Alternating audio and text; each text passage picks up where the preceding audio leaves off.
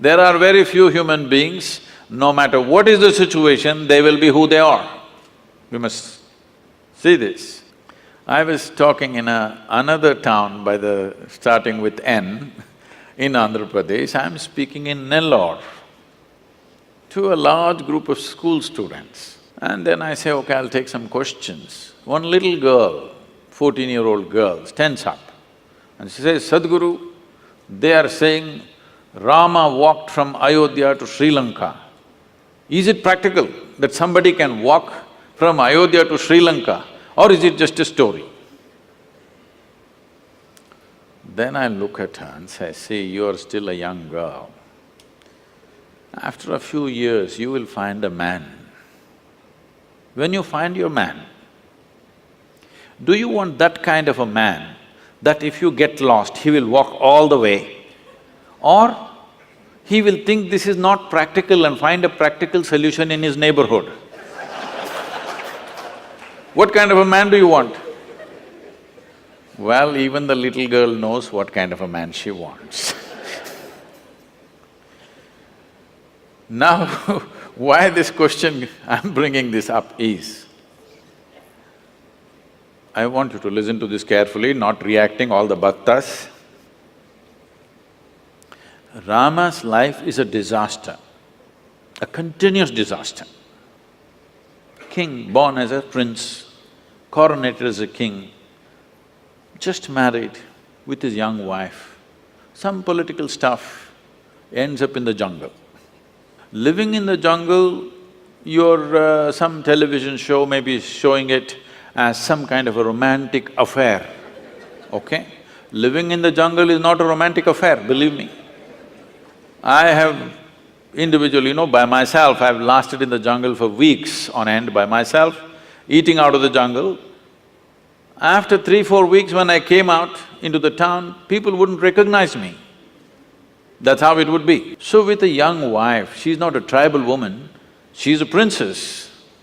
Living with her in the jungle is not a romantic affair, it's a tough life.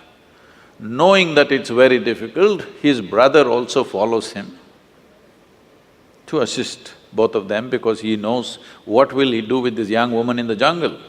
Then as if that was not enough, his wife gets kidnapped, Sri Lanka. And then, because the wife means so much to him, he walks all the way, despondent, not a nice trek, not knowing whether she is alive or dead or what has happened to her.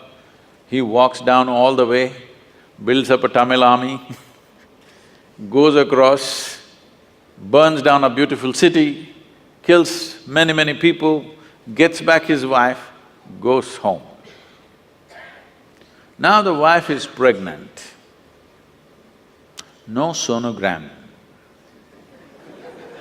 So he doesn't know whether it's a boy or a girl or boys or girls or what. This is important for a king. For a king, it's very important that he has a son because it has to continue.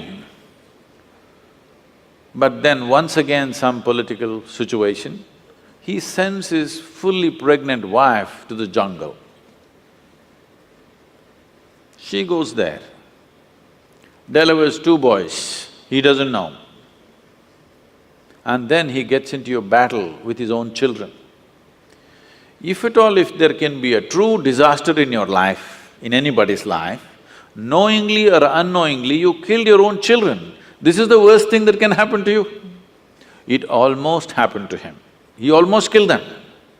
Somehow, by fate, whatever situation, he did not kill them, he almost killed them. He did his best to kill them without knowing who they are. Then Sita dies without ever seeing him again. You call this a successful life? No. But we worship him. Why do you worship a failure like this? Because no matter what disasters happened, the man did not become angry, hateful. He did not lose his balance.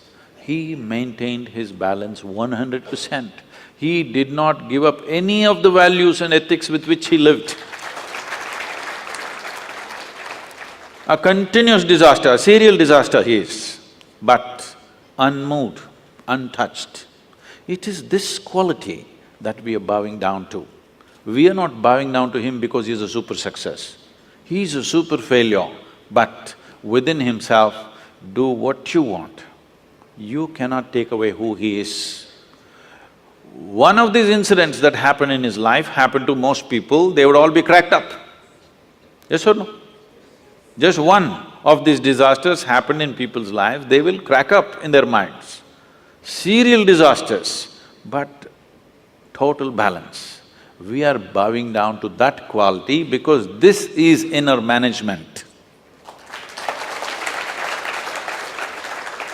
If you go out to do things in the world, you cannot control what the world will throw at you. But what you make out of it is 100% yours. You wouldn't mind stepping into any situation, facing anything in the world because you are in a blissful chemistry. Rama is in a peaceful chemistry. No matter how many troubles you throw at him,